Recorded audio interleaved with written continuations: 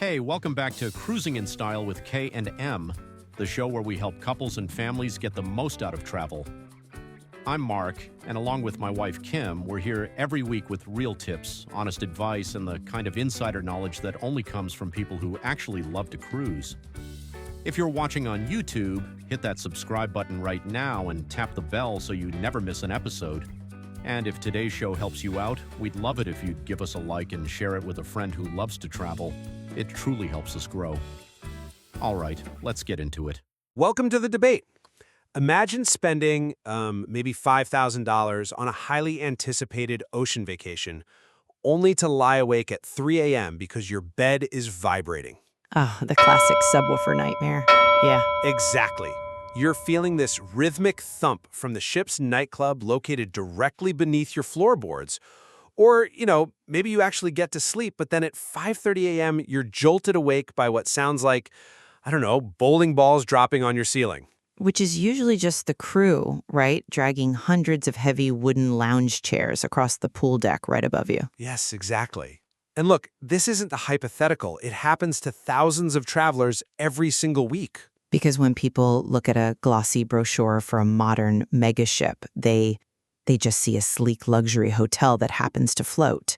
They really don't realize what they're actually looking at. They don't. These vessels are incredibly complex floating cities.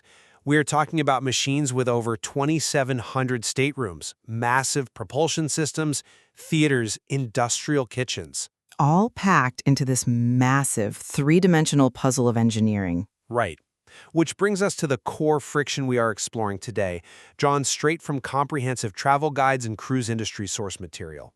When planning a modern cruise, what is the superior approach to securing the ideal cabin?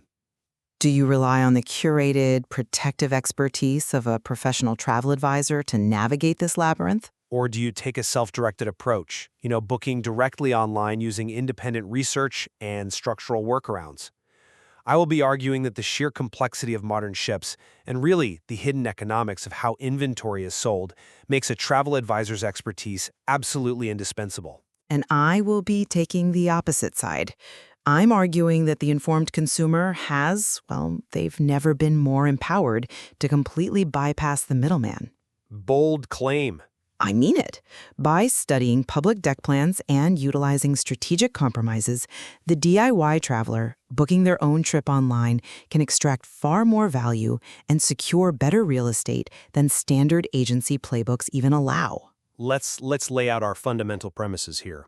When you are dealing with a vessel that has thousands of rooms and dozens of distinct categories, the value of first-hand professional expertise just cannot be replicated by a quick Google search. I don't know about that. Well, we are looking at source material highlighting travel advisors who have been planning cruises for over 16 years. That level of institutional memory easily exceeds any internet research or call center or, a direct booking algorithm. Okay, but A professional advisor's primary job is to protect you from catastrophic pitfalls. The cruise line's booking engine is not your friend. It is explicitly designed to maximize the line's yield. Furthermore, travel agencies hold exclusive group inventory. They can unlock unadvertised cabin upgrades and onboard credit that a retail website is simply programmed to hide from you. See, I think that relies on a very outdated view of information asymmetry. Yes, these ships are complex puzzles. I'll grant you that.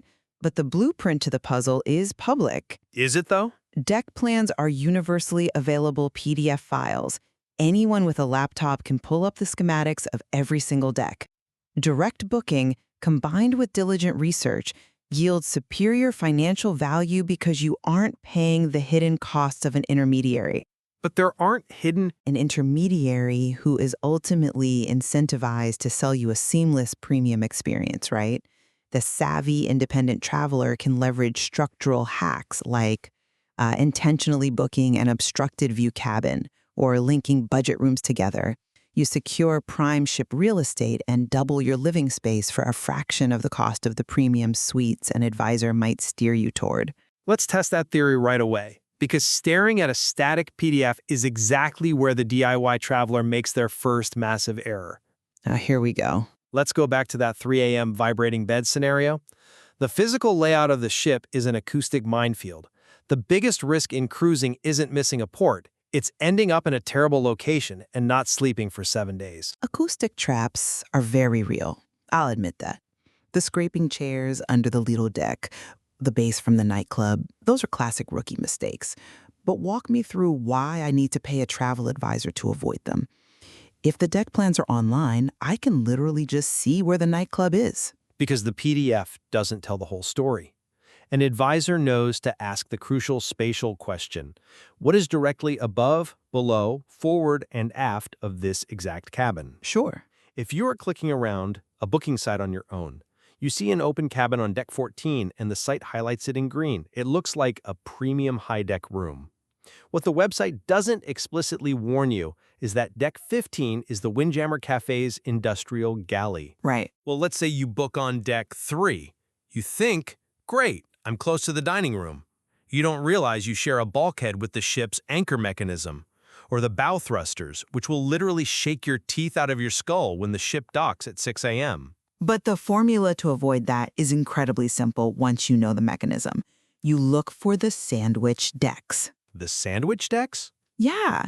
If you're booking this on your laptop, you just find decks 7, 8, or 9 midship, and you ensure there are only other passenger cabins directly above you and directly below you. Residential above, residential below. You're insulated. You don't need 16 years of experience to trace your finger up one deck and down one deck. Okay, what about the blank spaces? If you're looking at a deck plan right now, look at the blank white areas between the colored cabin blocks. Your instinct, as a consumer looking at a map, is that a blank space is just a quiet wall. Usually. Utility, yeah. It's worse than utility.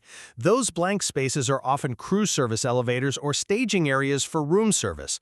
So you've successfully sandwiched yourself between 2 residential decks, sure, but your headboard is resting against a steel wall where industrial ice carts are crashing in and out of a service elevator 24 hours a day. Okay, wow. The map doesn't label the service elevator. Institutional memory does. Fair. Understanding the unmapped white space requires some granular research, but let's assume our DIY traveler spends an hour on cruise forums and learns to avoid those white spaces. They find that pristine, perfectly insulated midship cabin. They click select specific room and they book it. They've solved the acoustic puzzle without an advisor. Not quite, because you are ignoring how cruise lines actively try to fill their least desirable inventory.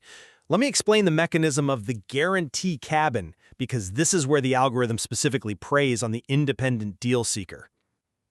I know where you're going with this. The cruise line advertises a staggeringly low rate on their homepage. The DIY traveler thinks they've hacked the system.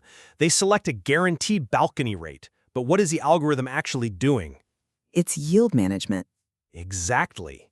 Cruise lines use yield management exactly like airlines overbooking flights. They treat cabins like perishable commodities. They intentionally leave the loudest, most undesirable rooms unassigned.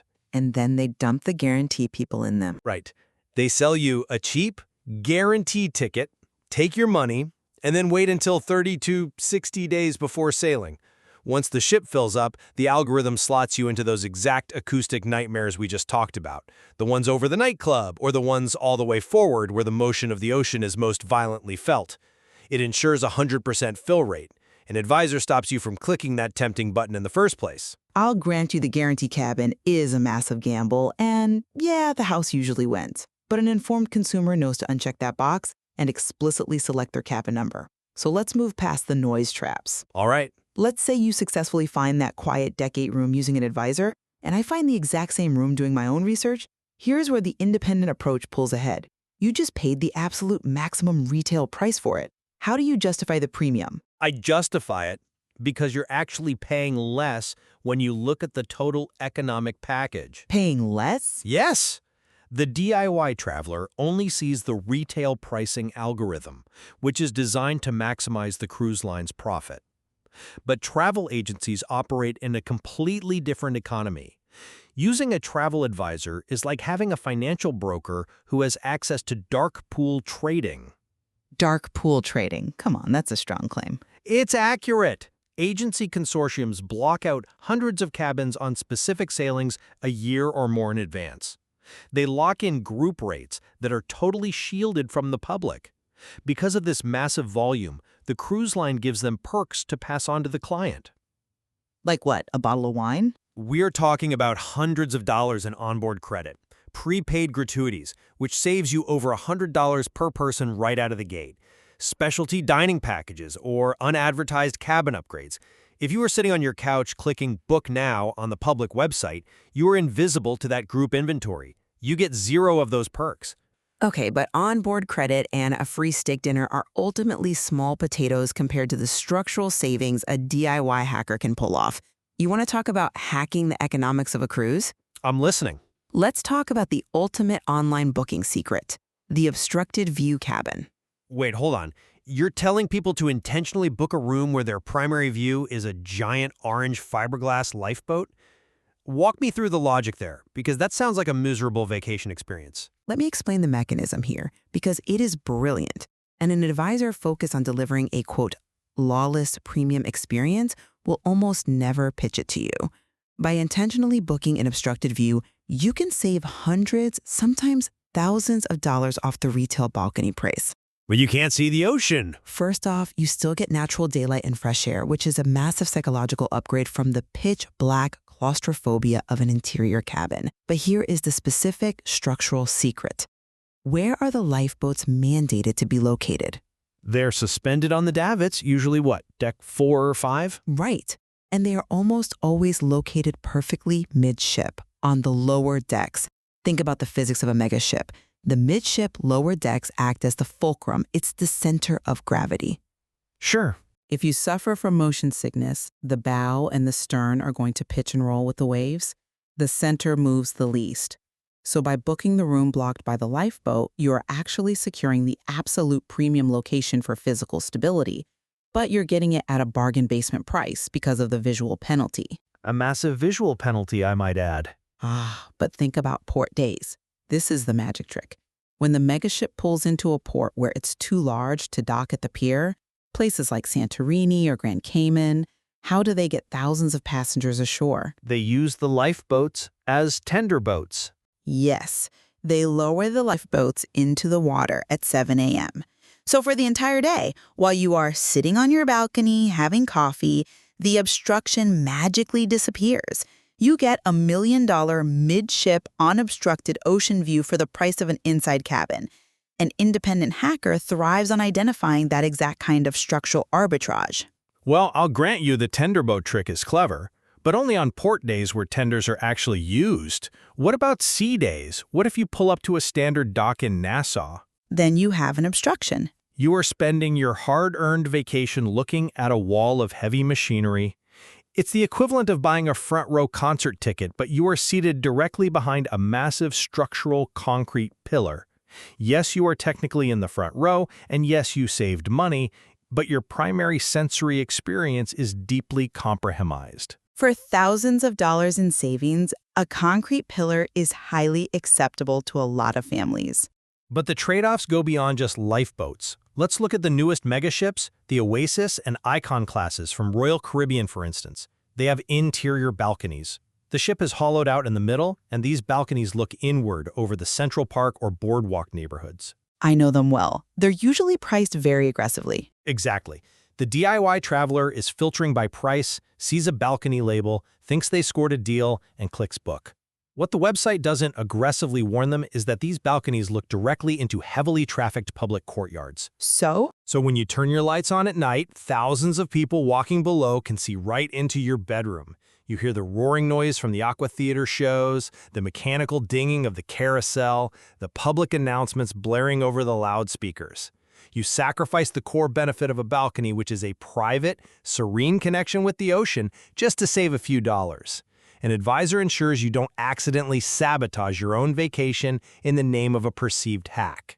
See, it comes down to what you value. If you value being part of the energy and people watching, a boardwalk balcony is a feature, not a bug. If you value silence, you book the ocean view. The independent cruiser makes that choice consciously. Let's scale up the difficulty then. Let's test these booking strategies against the ultimate logistical challenge, which is family travel. Let's say you're traveling with a family of 5 or 6. Accommodating larger groups is where both cost and logistics become exponentially more complicated. They do. This is an area where the independent, direct online booking approach doesn't just become difficult, the technology fundamentally breaks down. How so? These booking engines process millions of transactions a year. They're designed to take your money, regardless of how many kids you have. Actually, they aren't. They operate on legacy database architectures. Here is a major, documented flaw in direct online booking. Cruise line websites frequently break, glitch, or simply hide inventory when you try to search for a single cabin that holds more than 4 people. Right, it gets confused. If you plug in 2 adults and 3 children, the algorithm throws its hands up. It either defaults to forcing you into 2 standard rooms on opposite ends of the ship, or it just spits out an error saying no availability. So how do you get the big rooms then? You literally need a professional travel advisor to call the revenue desk and access the specialized massive rooms that are kept out of the general digital inventory. I'm talking about mega suites, rooms like the ultra-spacious Ocean View, the Surfside Family Suite, or the pinnacle of this concept, the Ultimate Family Suite. Oh, the one with the slide? Yes, that suite has an in-room slide, a Lego wall, a private hot tub, and spans 2 levels.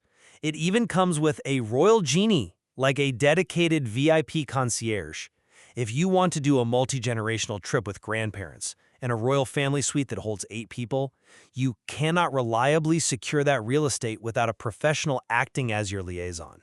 I don't disagree that a specialized advisor can unlock a 2-story suite with an indoor slide. But I'm going to argue that booking a massive, highly specialized family suite is a terrible financial trap to begin with. A trap? Yes. The superior independent strategy, the real DIY hack here, is completely ignoring those mega suites and doing something the algorithm won't suggest. Booking 2 connecting lower-tier cabins side by side. Wait, so your solution to family travel is splitting the family up into budget rooms? You're separating them with an interior door, which is exactly what parents actually want. Think about the geometry and the economics here. A specialized royal family suite carries a massive exponential price premium simply because it has the word suite attached to it. You are paying for the status. Okay. But if you look at the deck plan and manually book 2 standard balcony cabins that have a connecting interior door, you are securing twice the total square footage for a fraction of the cost of the suite. But you lack the centralized living space. You just have 2 standard bedrooms. You gain something infinitely more valuable on a cruise ship: a second bathroom. Okay, well, that is a compelling point. I'll give you that. That a second bathroom is worth its weight in gold. Standard cruise cabins have tiny bathrooms. By booking 2 connecting rooms, you get 2 showers, 2 toilets, 2 televisions, 2 closets, and actual physical privacy between the parents and the kids. You open the connecting door when you want to hang out as a family, and you close it when the parents need to decompress.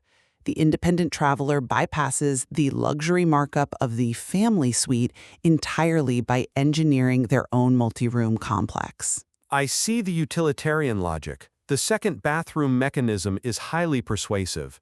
However, there is a severe physical risk to the connecting room strategy. Which is? Connecting doors are notoriously poor sound insulators. They have gaps at the bottom. If you rely on finding connecting rooms, but you wait too long and only secure one, and a complete stranger books the room next door, you are going to hear their television, their arguments, and their late-night room service orders all week long. The sound bleeds right through that interior door. Which is exactly why you buy both of them for your family. You solve the noise problem and the space problem simultaneously. You control both sides of the door. But that only works if the inventory is there. Think about the timeline mechanism. Finding 2 specific, adjacent, connecting rooms that are available on the exact midship deck you want, on the exact sailing you want, requires booking 12 to 18 months in advance. You do have to be early. They are the first rooms to sell out, precisely because families want them. The moment one of those rooms gets snapped up by a solo traveler, your entire connecting strategy falls apart. If you try to do this yourself online, you have to pay the deposits immediately to lock them down. A travel advisor can go into the system and put a 24 to 48-hour courtesy hold on both rooms instantly without putting a single dollar down, while you coordinate with your family to make the decision. The system privileges the advisor's access. It privileges speed, certainly, but the diligent DIY researcher who sets calendar alerts for the day new itineraries are released can absolutely secure those pairs without paying an agency premium or relying on someone else to make the keystrokes. We've covered an incredible amount of ground today, peeling back the layers of these massive vessels. To look at where we've landed, the modern megaship is fraught with physical and algorithmic traps. It is a minefield. Between the acoustic nightmares of public decks, the yield management traps of the guarantee cabin, and the legacy limitations of booking engines for large families, the risks are substantial. The peace of mind, the expert navigation of the ship's invisible hazards, and the access to the dark pool of consortium perks make a travel advisor completely irreplaceable if you want a seamless, optimized vacation. And I maintain that the tools for optimization are already in the consumer's hands. Information asymmetry is dead. By studying public deck plans, the independent traveler can reverse engineer the ship. If they know what to look for. Right. But whether it is hacking the geometry of connecting rooms to double your space and gain a second bathroom, or deploying the obstructed view tenderboat strategy to secure a stable midship balcony at a massive discount, taking control of your own booking maximizes your budget in ways standard industry playbooks simply don't allow. I think it's telling, though, that despite our completely different methodologies on how to buy the ticket, we have arrived at a very strong point of convergence regarding the physics of the ship itself. Oh, absolutely. We both entirely agree that the fundamental mechanism for a successful cruise is meticulous attention to the ship's center of gravity. Exactly. Midship stability is the universal truth of cruising. Whether an advisor leverages their software to book it for you, or you trace the PDF and book it yourself, you want to be on a deck sandwiched entirely by other passenger cabins, acting as the fulcrum of the ship, far away from the pitching extremes of the bow and the operational noise of the public decks. It really is. The laws of physics and hydrodynamics don't care who processed your credit card. The center of the ship will always be the most comfortable place to sleep. This really highlights how the choice ultimately comes down to your personal travel philosophy. It is the desire for curated risk mitigation and access to hidden inventory on one hand, versus the thrill of executing a high-value strategic structural hack on the other. It's the difference between hiring a wealth manager to build your portfolio versus being a day trader who finds joy in beating the market yourself. Both can result in a great return, but the process appeals to fundamentally different mindsets. There's a lot more to explore in the source materials deck plans, and I highly suggest our listeners pull up the schematics of their next specific ship to see what hidden acoustic traps or structural quirks they can identify. Indeed. At the beginning of our discussion, we talked about how easy it is to view a modern megaship as just a sleek, simple hotel. But as we've seen, peering past the glossy brochure reveals a highly complex, three-dimensional ecosystem of machinery, algorithms, and thousands of interconnected rooms. Whether you choose to hire an expert to navigate that ecosystem for you, or you decide to study the blueprints and master the puzzle yourself, your ideal cabin is out there waiting. Which approach will you trust to find it? Quick word from Adventures by K and M.